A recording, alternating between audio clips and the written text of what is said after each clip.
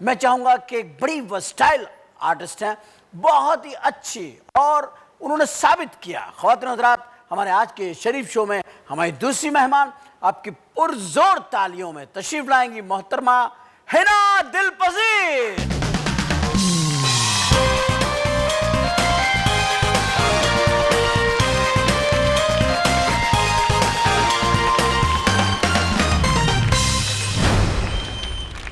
अस्सलाम वालेकुम। आदाब। वालेकुम अस्सलाम। वालेकुम आदाब। कैसी हैं आप? मैं बिल्कुल ठीक। खुशामदीद आपको शरीफ शो में। बहुत बहुत और शुक्रिया। बहुत खुशी हुई आपको मुझे देख करके, यकीन कीजिए। आपको हुई?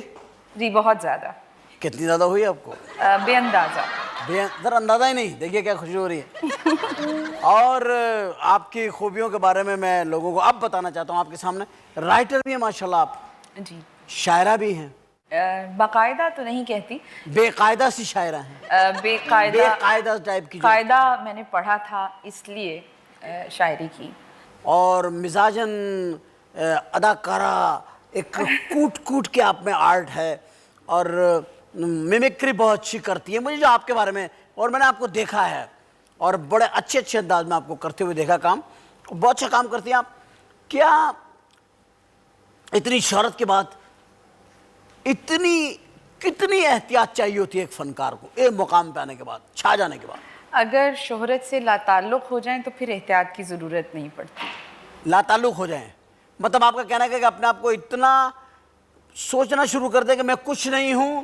तो नहीं, अपने काम को फोकस करना बहुत ज़रूरी होता है। बहुत ज़रूरी है। हाँ, वो शोहरत कितनी मिलती है या नहीं मिलती वो हमारे हाथ की बात नहीं होती। आपको उसमें सोचना नहीं है? नहीं। तो फिर पैसे कैसे बढ़ाते जाते हैं आर्टिस्ट, किस बात का? इसे बताएं मुझे, तो एक सवाल है ऐसे। अगर वो ये नहीं सोच रहा है कि वो क्या बन गया है तो पैसे किस बात के बढ़ा रहा है हर एपिसोड? पेट्रोल महंगा होता है तो पैसे बढ़ा। अच्छा, पेट्रोल का महंगाई का एहसास उसको उसी वक्त होता है? जी जी। इससे पहले वो सही आ रहा होता वैगनों में? इससे पहले तो पैसे ही नहीं आ रहे होते। पैसे ही नहीं आ रहे होते। लेकिन एक पैसा भी तो एक जरूरत है, ज़ाहिर है, इतनी मेहनत करते हाँ, हैं। लेकिन बहुत जरूरी चीज है, मगर सब कुछ नहीं होता। सब कुछ है आज के दौर में? नहीं, सब कुछ नहीं होता। आप पैसे भी दे रही हैं लेकिन आपके घर बिजली नहीं आ रही है। मेरा दिल बड़ा कमजोर है, इस मौजू पे ना बात करें। क्या बहुत लाइट जाती है आपके मोहल्ले में? बहुत लाइट जाती है? जी बहुत, कभी कभी आती है। शुक्र है आपके यहाँ कभी कभी आ जाती है। हाँ। हम तो खत लिख लिख के पागल हो गए, नहीं आ रही। आ ही नहीं रही हमारे यहाँ। आप भी मेरा ख्याल अभी अंधेरे में मेकअप, अंदाजे का मेकअप है मेरा। ये अंदाज अंधेरे में आप कर लेती हैं? अंधेरे में प्रॉपर मेकअप? जी, अब तो तीर निशाने पे बैठता है। अच्छा, अंधेरे में अंधेरे का तीर? अंधेरे का तीर है ये। अच्छा, अपना दफाक से 5 महीने से ताज हैदर साहब ही देख रहे हैं बिजली के मसाइल को जो सिंध में है। हाँ, एक कोऑर्डिनेशन है इनका इसमें। तो जरा सा पूछ ही लेते हैं ताज भाई, क्या ये जो अपना लोड शेडिंग है, कब तक हम इसमें से निकल जाएंगे इंशाल्लाह? देखिए, इस वक्त 2 वजूहात से हो रही थी। एक तो पैदावारी गुंजाइश नहीं थी, दूसरे ये कि जो डिस्ट्रीब्यूशन का सिस्टम था इसमें लॉसेस बहुत थे। ठीक। तो अब पिछले साल 1.5 साल के अंदर बिन कासिम बिजली घर जो है उसको बिल्कुल ओवरहॉल किया गया है, और अब वो 1100 मेगावाट दे सकता है। 220 मेगावाट की नई पावर प्लांट लगाई गई है। डिस्ट्रीब्यूशन के अंदर भी कोई 150 के करीब नए फीडर, 500 PMT, 13 नए ग्रिड स्टेशन, ये तमाम चीज़ें हो चुकी हैं।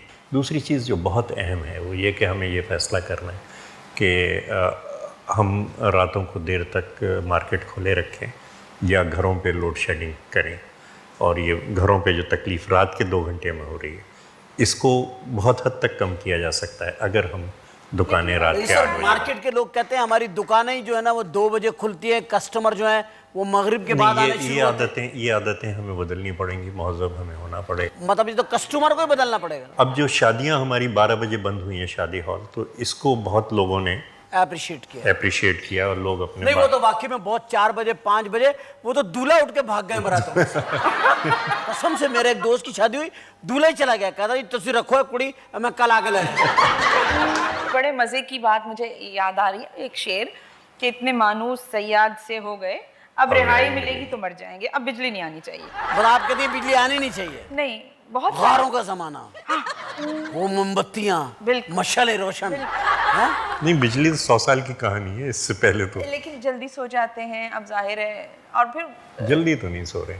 नहीं, अगर जाग भी रहे हैं तो वो एक सोने और जागने की कैफियत बीच की रहती है, तो इंसान में टॉलरेंस पैदा हो गया। हाँ, मतलब एक घबरा के जो नींद में आंख खुलती है, अल्लाह, या कोई मच्छर आके उठा देता है, उठो भाई लोड शेडिंग हो रही है, वो अच्छा। एग्जैक्टली। अब तो मच्छर भी इतने चालाक हो गए, बत्ती आती है तो वो भी आते हैं। हाँ बिल्कुल। तो मच्छरों को ऐनकें लग गई हैं अंधेरे में देख देख के, परेशान हो गए। मेरा ख्याल है आप सही कह रही हैं, अब लाइट नहीं आनी चाहिए। अब नाइट नहीं आनी। अब यही जितना है हमारे पास इसी में गुजारा करें। हाँ, और क्या, इतनी अच्छी गुजर रही है ना, अच्छी जिंदगी। बहुत अच्छी जिंदगी बस सही गुजर रही है। तो आप अपनी, सबसे पहले तो मुझे आपके नाम को मैं काफी दिन तक याद करता रहा, चढ़ाता रहा जबान पे कि ये नाम क्या है। हिना दिल पजीर। दिल पजीर तो उसको कहते हैं ना जो दिल में रहे। मुसलसल दिल को भाता हुआ, मुसलसल दिल को भाता हुआ, दिल में हिना, उतरता हुआ। मुसलसल दिल को भाती हुई हिना। जी। वाह, हिना मेहंदी हो गई। आदाब जी। आदाब। पहला ब्रेक कहाँ से मिला आपको? बंस रोड की नीलोफर। वंश नीलोफर। मैंने देखा है वो ड्रामा। ये थी ना उसमें माँ बनी हुई थी। जी वो मैं आबिद बच्चे घर पे अली ले आए थे सीडी, तो मैंने सीडी देखी। जी नहीं आप बहुत अच्छी। बहुत अच्छा था वो, मैं बहुत बहुत लकी हूँ इस मामले में कि मुझे इतने अच्छे राइटर की एक बहुत अच्छी तहरीर पे काम करने का मौका मिला। बहुत अच्छे डायरेक्टर मज़हर मोइन, और उन फसी बारी ख़ान और मज़हर मोइन का मैं शुक्रिया ऑन एयर अदा करना चाहती हूँ कि उन्होंने मुझे इतना ट्रस्ट किया कि जब वो मुझे जानते भी नहीं थे कि मैं क्या कर सकती हूँ, तब उन्होंने मुझे इतना बड़ा कैरेक्टर दिया। और उसमें मुझे कारा फेस्टिवल में अवार्ड भी मिला उस प्ले पे। वेरी गुड, अच्छी बात। तो आपकी पहचान बन गई बंस रोड की नीलोफर। एक मैंने आपका ड्रामा देखा था जिसमें आपने एक बड़ी मशहूर एंकर हैं, कुकिंग शो करती हैं। जी जी। उनका क्या नाम है? राहत दिल पजीर? नहीं। उनका क्या नाम है? उनका नाम राहत है, शेफ राहत है वो। शेफ राहत, जो उनकी आपने कॉपी की, बहुत प्यारी की। तो उनको, वो आपको पसंद है? जी, मुझे सब लोग अच्छे लगते हैं। कैसे, मिसाल के तौर पे अगर वो यहाँ बैठी हो, मुझसे कैसे बात करेगी वो? ये तो आप इम्तिहान में डाल रहे हैं। नहीं, बताए जरा, ऐसे बात करते इम्तिहान में डाल रहे हैं। हम आपको इस शो में राहत, शेफ राहत को खुदा खुशामदीद कहते हैं। बहुत बहुत शुक्रिया आपका। जब ही तो आपने मुझे बुलाया है, इसलिए आपका शो यहाँ से वहां चला गया है और ये डन डनाडन हो गया है। टन टनाडन। अच्छा, और किन किन लोगों को कॉपी कर लेती है? सही बताया, मैं सलाहियत आपने बहुत मैं अब बताऊं आपको कि मैं इस तरह नहीं कॉपी कर सकती। कोई साथ में काम कर रहा हो तो उसको ऑब्जर्व करते हुए कभी कभी ऐसा होता है कि बिल्कुल उसी तरह बोलना शुरू कर दिया। आपकी शबाहत भी कुछ है, मुशाहिबत भी है आप में। शबनम, आपको कहा कभी किसी ने शबनम? बहुत सारे लोगों ने। मुझे हमेशा से लोग बचपन से कहते हैं रोबन गोश, रोबन गोश,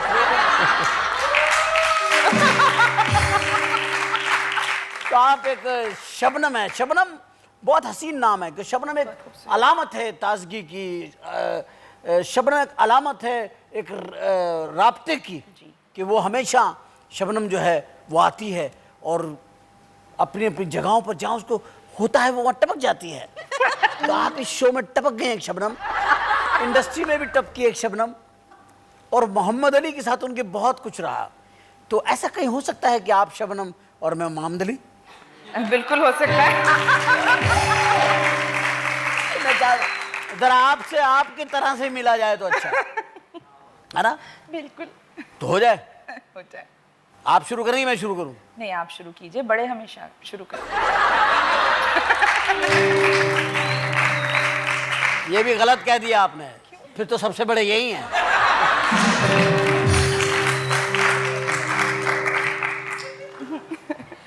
अच्छा, ताहिदर साहब और अनवर मकसूद साहब जी, दो ऐसे आदमी हैं जिन्हें शुरू से मैं बुजुर्ग समझता हूँ।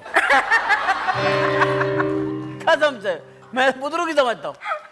बल्कि मैंने सुना अनवर मकसूद साहब छोटे से थे तो वालदा कहती थी अनवर भाई सलाम अलैकुम। मुझे किसी ने बताया ये बात। मतलब बुजुर्ग, मतलब एक ये लोग वो है जो बुजुर्गी लेकर ही पैदा हुए। हाँ, वो उम्रों की ज्यादती पर नहीं होता बुजुर्गी का मयार, किसी को उम्र के पहले हिस्से में भी मिल जाती है, तो उनमें से ये है। और एक दिन अनवर मकसूद साहब सफेद बाल, सफेद मूछें और काला कुर्ता शलवार। तो मैंने कहा अनवर भाई कितनी अजीब बात है, कितनी ट्रेजेडी है, आप इस जदीद दौर में, कलर टेलीविजन के दौर में भी आप ब्लैक एंड व्हाइट आते हैं। तो हो रहा है फिर शबनम मोहम्मद अली। हाँ, कहाँ से शुरू करेगी बता तो। चल तो फिर शुरू करते हैं। शब्बो, तू मेरी जिंदगी का प्यार बढ़कर अगर मेरी दुनिया से वापस चली गई शब्बो, मैं अंधेरों में डूब जाऊंगा। मैं अंधेरों में डूबना नहीं चाहता शब्बो, मुझे डूबने से बचा लो, मुझे डूबने से बचा लो शब्बो। झूठ मत बोलो इडियट।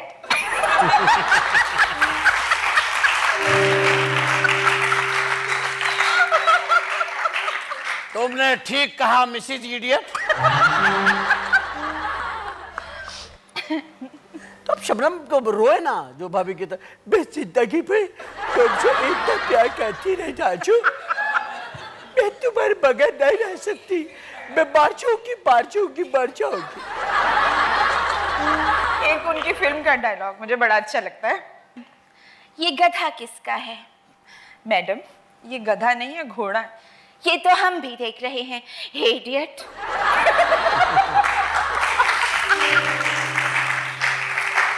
बहुत अच्छी अदाकारा रही हमारे पाकिस्तान की फिल्म इंडस्ट्री को इतनी अच्छी आर्टिस्ट नहीं मिल सकती।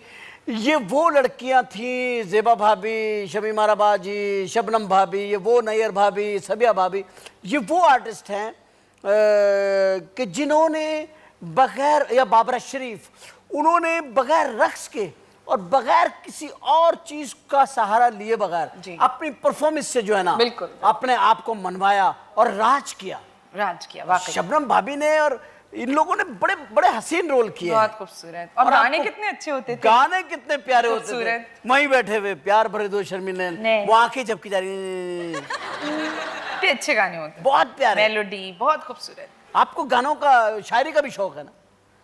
कौन सा शायर आपको बहुत पसंद है? इतना सोचा इसका मतलब है कोई नहीं है। नहीं, बहुत अच्छे शोरा हमारे जो असातिज़ा में हैं वो भी, और जो अब हम में मौजूद नहीं है, बहुत खूबसूरत शायरी की। आप याद कर रही हैं नाम, ये नहीं, सारी बातें कर रही हैं ना? नहीं, मैं याद नहीं कर रही। खुदा की कसम, मेरा तो इतना तजर्बा है, ये जो आप कर रही है ना, हमारे बहुत से शौरा, हमारे बहुत से ये, अब आप सोच रही किसका नाम लूं? आपके प्लेटफॉर्म के हवाले से, शायरी के हवाले से ये बात कहना चाहती थी कि जितनी प्रोजेक्शन, जितनी पहले शायरी लोगों की आई और अब तक आम है, जो अब शायरी हो रही है और बहुत अच्छी शायरी कर रहे हैं लोग, मगर वो प्लेटफॉर्म्स नहीं है, अब वो उनकी शायरी सामने नहीं आ रही, तो वो एक बाब ख़त्म होता नज़र आता है। नहीं, मैंने तो आपसे पूछा कौन सा शायर पसंद है आपको? मुझे परवीन शाकिर, फैज़ साहब, गालिब बहुत उम्दा, उनकी बात ही क्या है, और बहुत प्यारे प्यारे नाम हैं। मोहसिन भोपाली ने बहुत अच्छी गज़ल उनकी मैं पढ़ी थी। इफ्तिखार आरिफ साहब, उनकी शायरी मुझे बहुत पसंद है, बहुत फैसिनेट करती है। और बहुत हैं नाम जो, कौन है? बहुत सारे हैं। अब इस ज़िंदगी गुजर जाएगी मगर शायरों के नाम नहीं खत्म होंगे इडियट। तो ये बताइए, क्या ये मुमकिन है कि हम एक ऐसी आर्टिस्ट से बात कर रहे हैं जो कि बहुत ही फितरतन, आप जो है बड़ी स्पॉन्टेनियस है, बहुत ज़्यादा आप में है चीज़ जो मैंने महसूस किया, तो क्या आप इन सारे करेक्टरों से हट के कभी आएंगी सीरियसली, संजीदगी से, जो ताजदर साहब के लिखे हुए को ड्रामे को आप करें? यकीनन मैंने सीरियस ड्रामे किए हैं, और आपको पता है, जब आप इस बात से ख़ुद बहुत अच्छी तरह वाकिफ़ होंगे, जो लोग लोगों को बहुत अच्छी तरह हंसाना जानते हैं, वो अपने अंदर कहीं बहुत संजीदा भी होते हैं। तो यकीनन मैंने किए हैं, बहुत सीरियस और करेंगी, और यकीनन करूँगी, और आप करेंगी इंशाल्लाह। आप बाज नहीं आएंगी? मैं बिल्कुल बाज नहीं आऊँगी। आप आए नहीं ना, तो फिर मैं भी नहीं। आप मेरे पीछे पीछे आ रही हैं? हम तो फॉलो करते हैं उन लोगों को जो जिनसे हम सीखते हैं। Yes, positive. एक्टिंग को पाकिस्तान के अंदर आप क्या समझते हैं? को हमारे पास तो स्कूल्स नहीं, कोई एकेडमी नहीं, कुछ भी नहीं, कोई ट्रेनिंग नहीं, कुछ नहीं हमारे पास। नहीं, हमारे पास रह मैं- देखिए, हमारे पास जो हैं हमारे सीनियर्स हैं जो हमारे लिए एकेडमी का रखते हैं या जिनके साथ हम अपने कोलीग्स के साथ काम करते हैं, उनसे सीख लेते हैं। तो किसको ऐसा समझते हैं कि जिनके साथ काम कर रही हो तो आपकी एक ट्रेनिंग भी हो रही है और आप कर भी रही हैं काम? देखिए, मैंने तो बहुत जब से मैं आई टीवी पे, और मुझे बहुत मैं इस मामले में बहुत खुशकिस्मत हूँ कि मुझे बहुत अच्छे और नामवर लोगों के साथ, और बहुत जिनको हम एकेडमी कह सकते हैं, और मैंने सबसे सीखा है। जैसे मैंने सबसे पहला जो मुझे मिला वो उसमें आबिद अली साहब, मतलब मैं यकीन कीजिए कि उस वक्त मेरे अंदर दितामी थी कि इतने बड़े आर्टिस्ट के साथ मुझे इतना बड़ा रोल मिला। फिर तलत हुसैन साहब हैं, उज़मा आपा के साथ मुझे काम करने का बहुत शौक़ है क्योंकि वो मेरी बहुत ही पसंदीदा आर्टिस्ट हैं। और उज़मा आपा सुन रही हैं आप? उज़मा यकीनन आपा उज़मा प्लीज आपा, एक्सक्यूज मी, उज़मा आपा प्लीज अटेंशन। उज़मा आपा, आपके साथ काम करने का बहुत शौक है इनको, प्लीज बहुत ज़्यादा। इनको कहीं अपने साथ काम कराइए। ये सीखने की तमन्ना रखती हैं जो कि अब चीज़ खत्म होती जा रही है। इनके दिल में अब भी अपने सीनियर्स के लिए इतनी इज्जत है, बहुत गुंजाइश है कि आपसे सीखना चाहती हैं। इन्हें बहुत प्लीज कुछ ज़्यादा। सिखाएं। हमने तो भाई कह भी दिया उन्हें। बिल्कुल, बहुत अच्छा किया। आपका- एक चीज़ जो बहुत ज़रूरी है वो जी, ये जी। कि पढ़ा जाए। फ़न अदाकारी पे इतनी किताबें मौजूद हैं। मैं जिस ज़माने में रेगुलर काम कर रहा था तो कोई 150 किताबें तो मेरी लाइब्रेरी में, लाइटिंग पे, साउंड पे, कैमरा वर्क पे, अदाकारी पे, स्क्रिप्ट के ऊपर, एडिटिंग के ऊपर। ये बहुत बड़े बड़े शोबे हैं और इनको लेकिन हमारे यहाँ तो एक ही किताब पढ़ी जा रही है, खुशामद की किताब। उसको रट्टा मार के जाते हैं लोग। लेकिन फ़ायदा नहीं होता ना। फायदा नहीं होता क्योंकि ओरिजिनल चीज तो आ जाती है सामने। अब ये देखें ना, माशरे में एक तजाद है और वो तजाद अपनी ज़ात के अंदर होता है और उस तजाद को अगर आप अदाकारी में दिखा सकते हैं। थिएटर भी किया आपने? जी, मैंने थिएटर किया है। किस किस्म का थिएटर किया है? कौन सी उसमें किया थिएटर? कमर्शियल थिएटर किया या आर्ट किया है? नहीं, आर्ट थिएटर किया, दुबई में किया मैंने थिएटर। अच्छा। और एक थिएटर ग्रुप था प्रतिबिंब के नाम से, वो इंडियंस का था, और उनके वहाँ से मैंने प्लेटफॉर्म से अच्छे थिएटर किए। और यहाँ मैंने शीमा के साथ किया, फिर शाहिद शिफात के साथ किया। थिएटर बहुत किया आपने। जी उससे आपका ये जो फुटवर्क होता है बड़ा अच्छा हो जाता है, समझ जाता है जी आपका, हाँ। बैलेंस हो जाता है, आपके अंदर एक बैलेंस हो मजबूती जाता आती है। थिएटर करना चाहिए। मैं बेसिकली तो एक थिएटर का आर्टिस्ट हूँ जी। और मैंने सारी जिंदगी थिएटर ही किया और अभी भी मैं ज़्यादा वक्त थिएटर को देता हूँ। थिएटर मैंने बनाए भी, बहुत सारे हॉल ऑडिटोरियम्स बनाए और बहुत थिएटर किया, बल्कि पहली मरतबा थिएटर को वीडियो में डाल के पूरी दुनिया में भी लेके गए, वो हमने ही किया था। तो मैं, मेरी नज़र में भी थिएटर का आर्टिस्ट एक बड़ा ऑथेंटिक होता है। वो जब जी। खड़ा होता है तो उसकी आवाज़, क्योंकि एक लाउडिज्म है तो तमाम जो बॉडी लैंग्वेज होती है उसकी बन जाती है और थिएटर उसमें के फिर रीटेक्स नहीं होते अंदर। आपको सब बहुत 3-3 ज़्यादा। घंटे की ओके टेक होती है। नहीं, आप तो खुद सीन बना के वहीं पे मैं तो डायलॉग उसी वक्त अपने करता था। डायलॉग उसी वक्त- बीच में वो मैंने उसी कहीं वक्त आपका जो करता काम था। देखा है तो वहीं बीच में कर लेते थे, अल्लाह का शुक्र है। और अल्लाह ने बड़ा बल्कि करम किया। एक दफा तो बेशक। चाय वाला आ गया था कि सीन खत्म करें। वो सीन इतना लंबा हो रहा था। हमारा ड्रामा चलता था, हम कर रहे, वो आ जाता कैंटीन वाला कि भैया ने इंटरवेल करें, मेरे तो पेटिस बीमार हो गई, खुदा का वास्ता मुझ को करम करें। तो हम करते थे और हम इन बातों को बड़ा इशारे समझ जाते थे। इशारों में अगर आपने सीख लिया ना कि इशारा, अब जैसे एक इशारा मैं देख रहा हूँ, मुझे एक शख्स इशारे कर रहा है अच्छा, और बार बार मुझे कह रहा है, यानी कि ब्रेक लीजिए, दीजिए, हमसे लीजिए। तो आप कर देना ब्रेक, उसमें क्या है। चलो एक ब्रेक आपके नाम, लीजिए break, thank you so much. ले ब्रेक। हम चलते हैं एक छोटे से ब्रेक की तरफ, आप कहीं मत जाइएगा, हम अभी वापस आते हैं।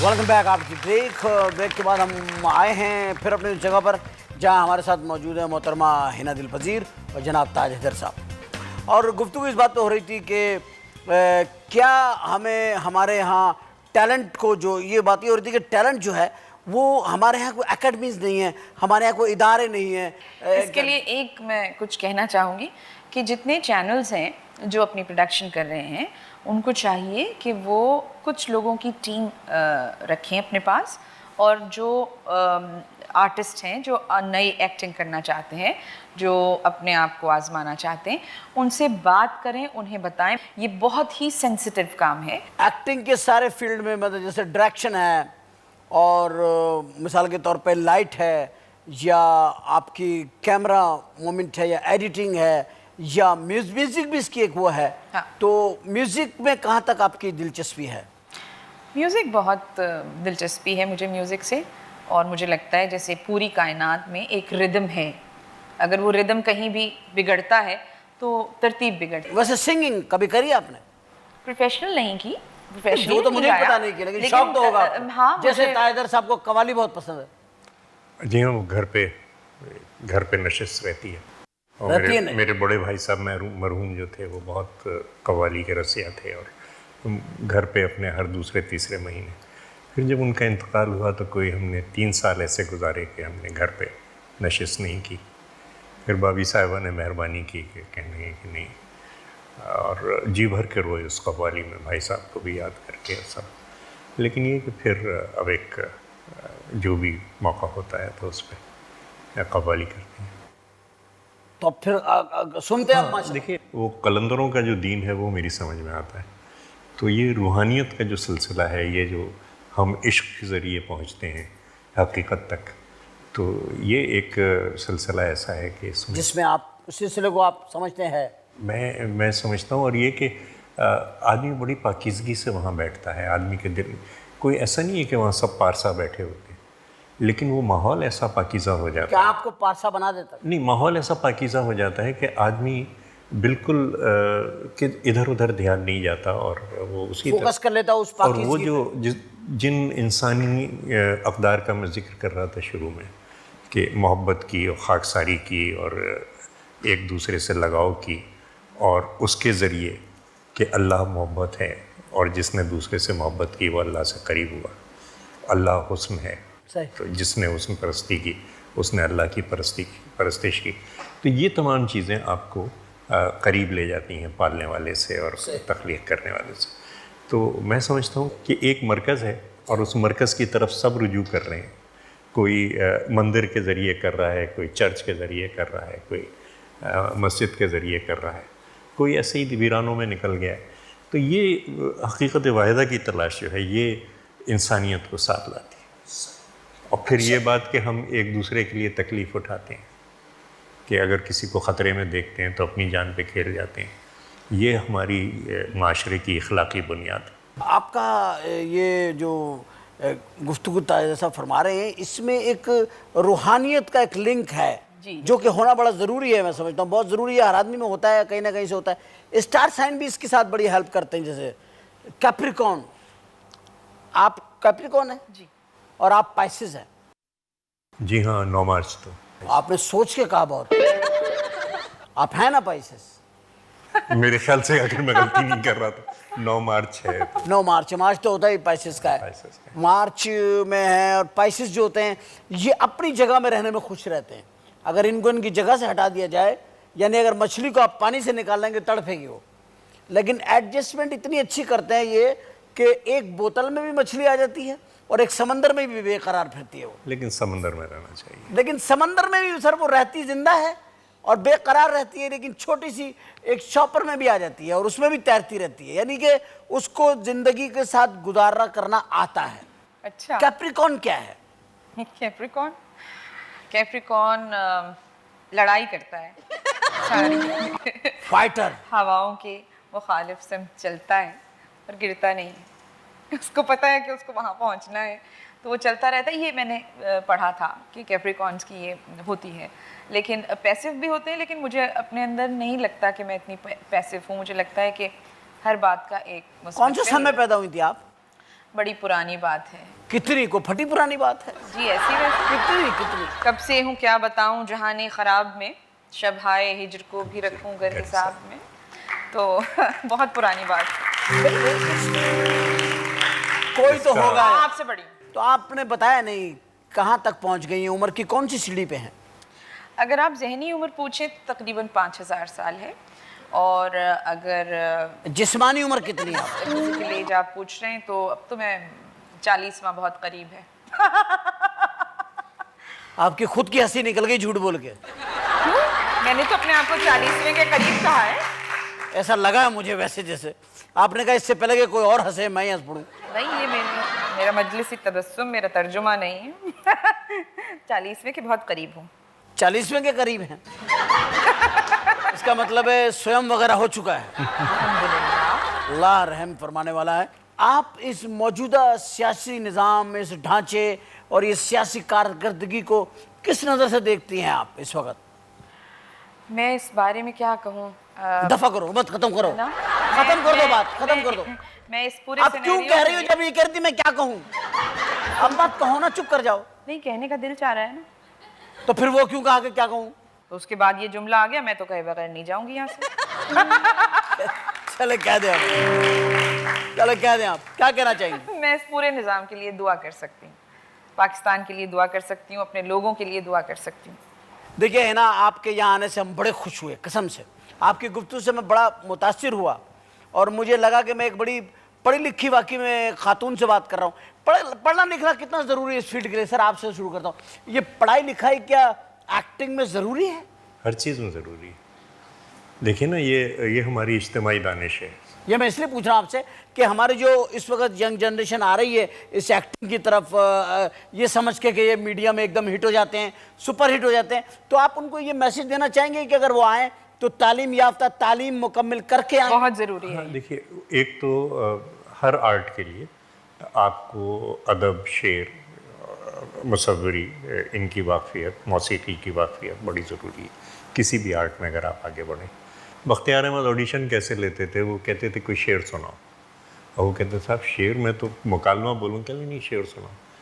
अच्छा, वो शेर सुन के उन्हें पता चल जाता था कि हाँ, बोलने का वो शेर हाँ, की कि कैफियत किस कैसे तरीके- बयान करें? कि ये इसको महसूस कर सकता है कि नहीं कर सकता, सही, अदायगी किस तरीके से है, किस लफ्ज़ पे जोर दे रहा है, ये भी एक तरीका है। कहाँ वक्फा दे रहा है, सही, तो वो अपने आराम से उसको जी, समझ जाते हैं। इजी तरीके से वो बंदा चेक हो जाता है।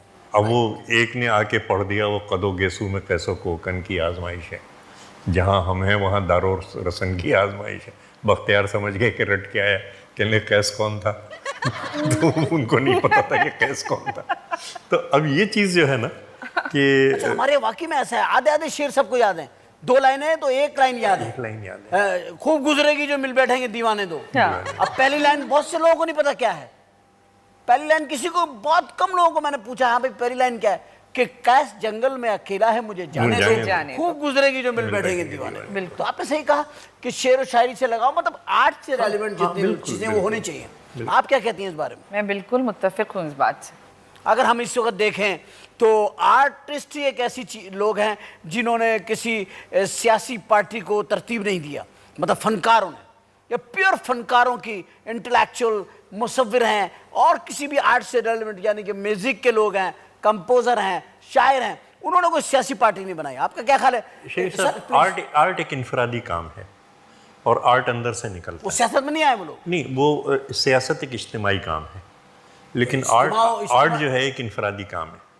आप लेकिन अगर ये सब लोग इनफरादी लोग इज्तिमाई तौर पे करेंगे तो कितने टैलेंटेड हाँ, लोग लेकिन बात वही है कि किस तरीके से आप महसूस करते हैं, क्या किस तरीके से आप उसका इजहार करते हैं, इजहार पे एक ही चीज़ है सर, उसको। आर्टिस्टों से ज्यादा हसास तो कोई होता ही नहीं, वो तो दूसरों का कैरेक्टर इतना अच्छा कर रहे वही होते मैंने हैं। कहा कि वो और यही उनकी प्रॉब्लम होती है कि अभी आप उमर शरीफ हैं और उमर शरीफ को बहादुर शाह जफ़र बनना पड़ गया, तो वो अपने खोल से निकल के वो उस दूसरे में चला गया, और इस तरीके से एक ज़ात में मुस्तकिल तजाद और टकराव की कैफियत रहती है। तो ये तो आजकल भी हो रहा है सियासत में सर, सारे लीडर कुछ और निकल रहे हैं, थे कुछ और, आए थे कुछ और, बन गए कुछ और, कर रहे कुछ और, हलफ कुछ और उठाया, काम कुछ और दिखाया। ये तो अभी भी हो रहा है, खुद बताएं ईमानदारी से, वो है, हो रहा कि नहीं हो रहा? देखिए शरीफ, सियासत जो है वो आर्ट ऑफ द पॉसिबल है, और इसके अंदर हमारे जो ऑप्शंस हैं बड़े महदूद होते हैं, और हमें ये देखना होता है कि अच्छा जी